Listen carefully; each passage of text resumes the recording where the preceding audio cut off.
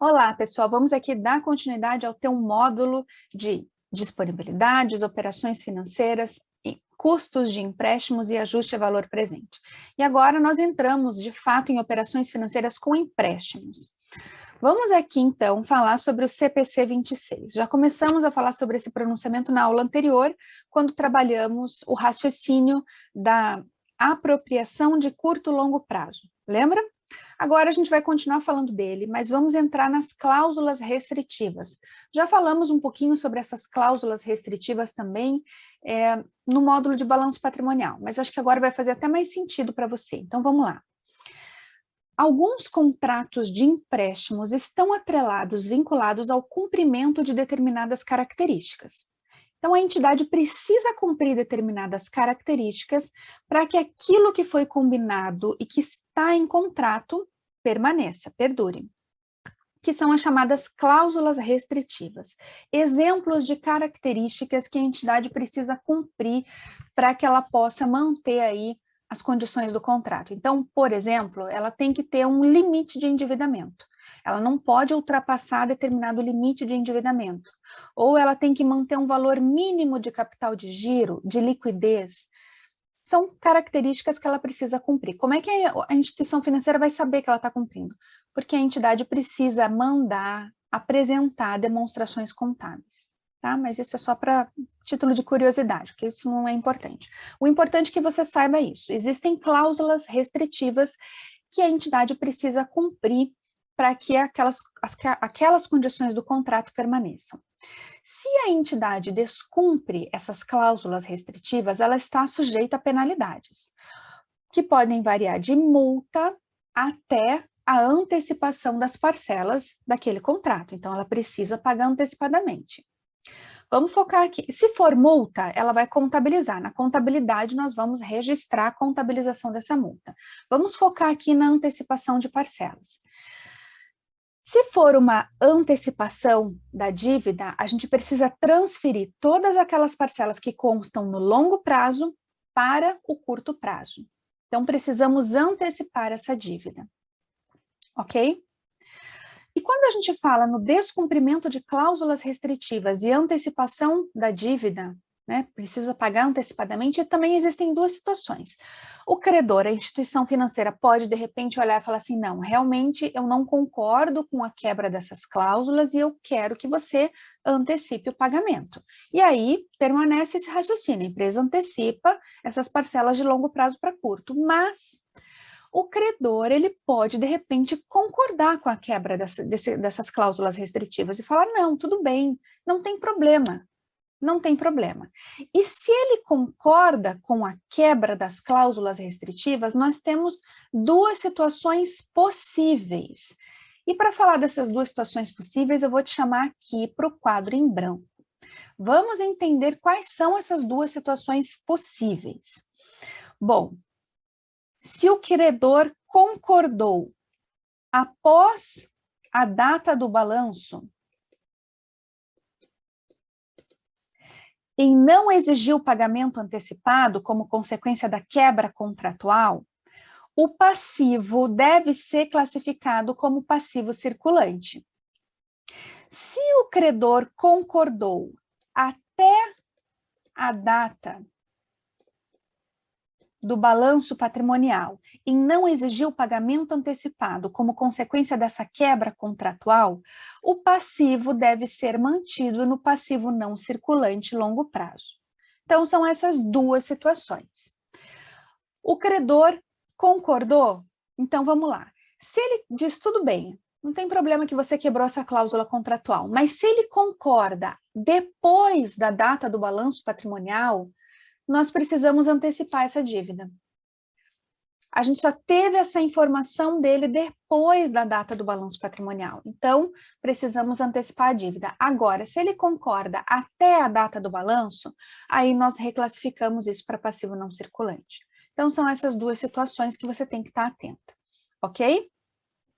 E aí, essas informações aqui, elas têm que ser mencionadas e esclarecidas em notas explicativas.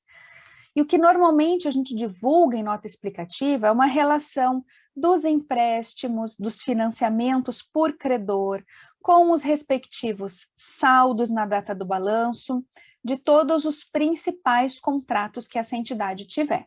Também podemos mencionar aqui qual é a taxa de juros, qual é o valor de atualização monetária, datas de vencimento, são informações que nós podemos trazer em nota explicativa, mais ou menos como essa tabela aqui, ó, que nós vimos na aula anterior, ok? Então, podemos trazer essas informações em nota.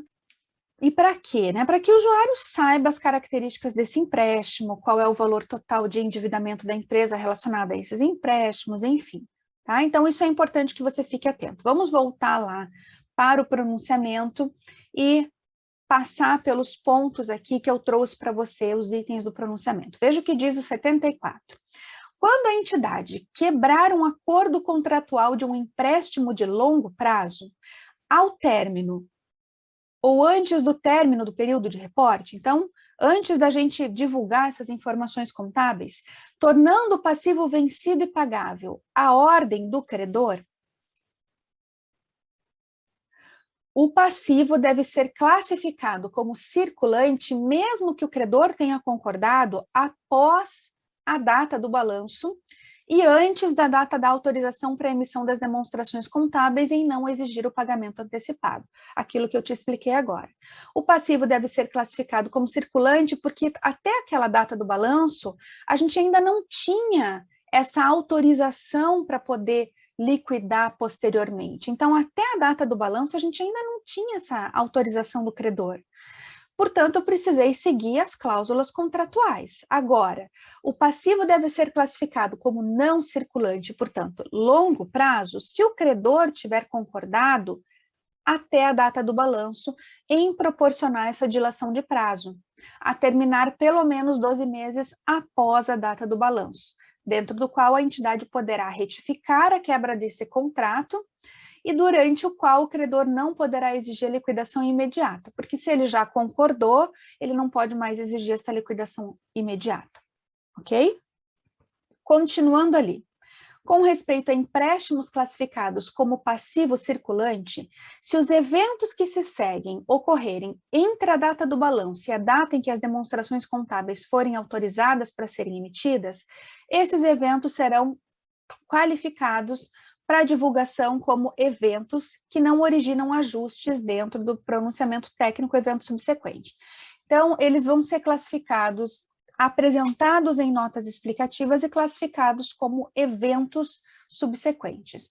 O que a gente classifica como evento subsequente e apresentado em nota explicativa? Refinanciamento desse empréstimo, retificação dessa quebra contratual, concessão por parte do credor de dilação do prazo para retificar a quebra contratual. Então, são as características que, ocorrendo, precisam ser apresentadas em notas explicativas como evento subsequente, como eu te expliquei ali no quadro em branco. Ok? Tranquilo? Vamos agora para a contabilização desses empréstimos. Então, essa tabelinha aqui eu já te expliquei e a gente vai continuar aqui, agora falando da contabilização. Essa contabilização, você vai ver aqui que ela está levando em consideração um empréstimo com parcelas de curto prazo e juros pré-fixado, que é o modelo que costuma ser cobrado em prova de concurso.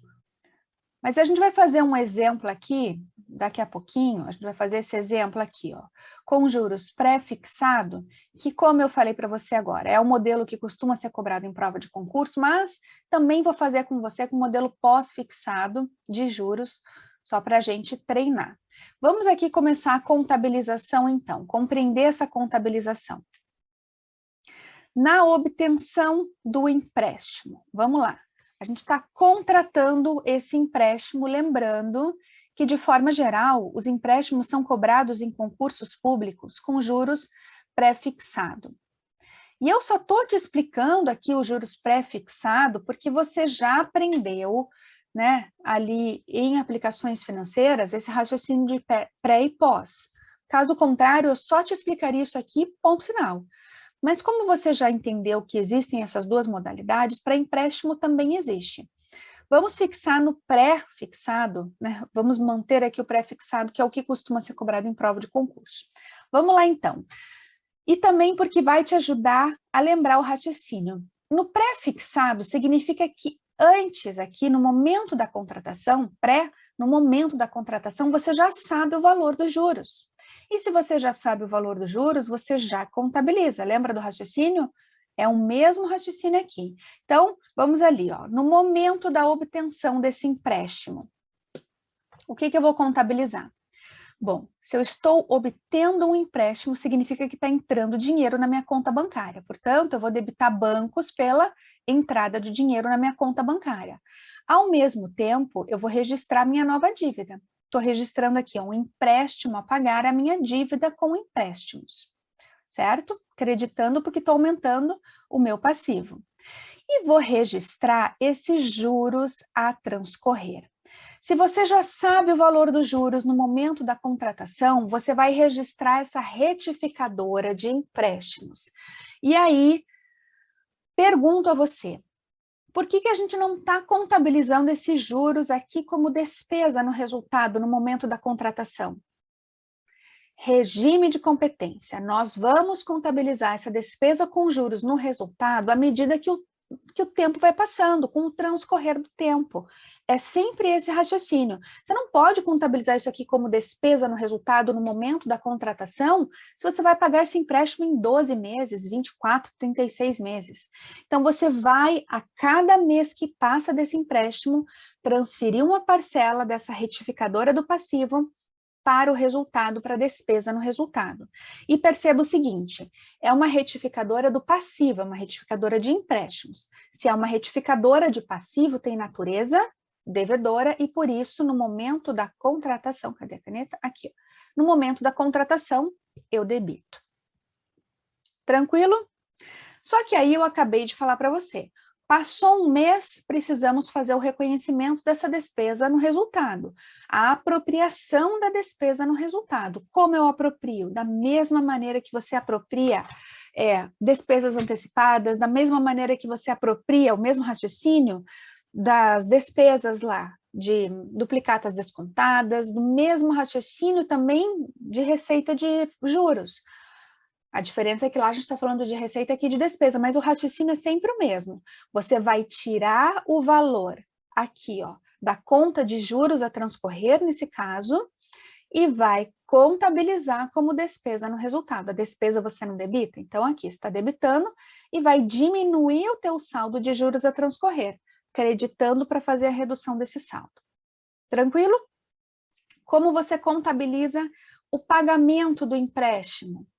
Vai tirar dinheiro da tua conta bancária, reduzindo o saldo e por isso creditando, e diminuindo aqui o valor da tua dívida, do teu passivo e por isso debitando. Tranquilo, né? Raciocínio aqui do pagamento do empréstimo, tudo ok? Vamos fazer esse exemplo juntos, vamos contabilizar essa transação, lembrando que a gente está falando aqui de uma operação com juros pré-fixado. Então, nós temos aqui um empréstimo de 30 mil, esse é o valor do empréstimo. Foi contratado para pagamento em 3 meses e vai ter pagamento de juros de R$3.000. Então, vamos lá, qual é o valor total que você vai pagar por esse empréstimo? R$33.000. O valor do principal junto com os juros, certo? Mas é isso aqui que entra na tua conta bancária? Não, o que entra na tua conta bancária é líquido de juros. Vamos então fazer a contabilização da contratação desse empréstimo. Na contratação, o que você vai registrar? Você vai registrar a entrada de dinheiro na tua conta bancária, e por isso você vai debitar bancos, no valor de quanto? R$30.000, esse é o valor que entrou.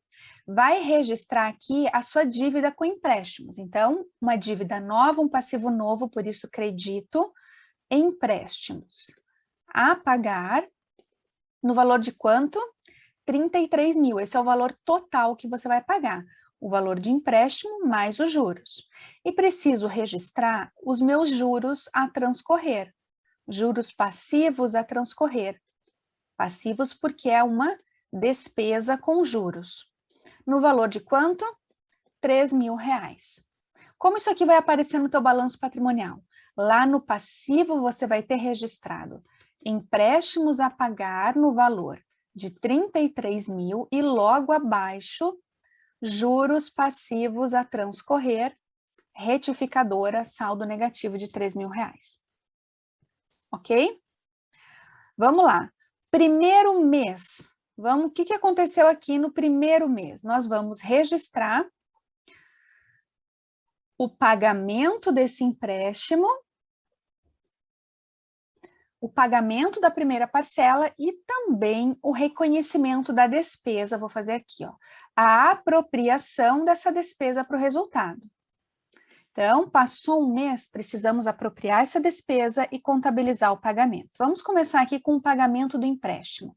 São 3 meses de parcela, então, 30.000 divididos por 3, temos uma parcela mensal de R$10.000. Qual é o valor de juros a cada mês? 3.000 divididos por 3, R$1.000 de juros. Então, o valor total que a empresa vai pagar a cada mês é de R$11.000, certo? Vamos registrar, portanto, a redução do teu empréstimo a pagar, porque você está pagando a primeira parcela no valor de R$11.000 e a saída de dinheiro da sua conta bancária no valor de R$11.000. Registrou o pagamento da primeira parcela. Também precisa fazer o registro ao final desse primeiro mês da apropriação dessa despesa para resultado.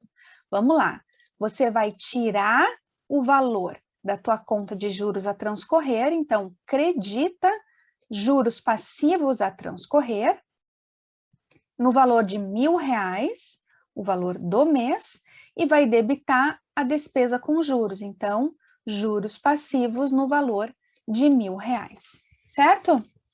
O que algumas pessoas aqui ficam em dúvida quando olham essa contabilização? Eles diziam o seguinte, mas espera aí, você está tirando da tua conta bancária R$11.000, você só recebeu 30. Ao final dos 3 meses, você recebeu um valor menor do que você está pagando. E aí? Sim, pessoal, porque nós vamos arcar com o pagamento desses juros.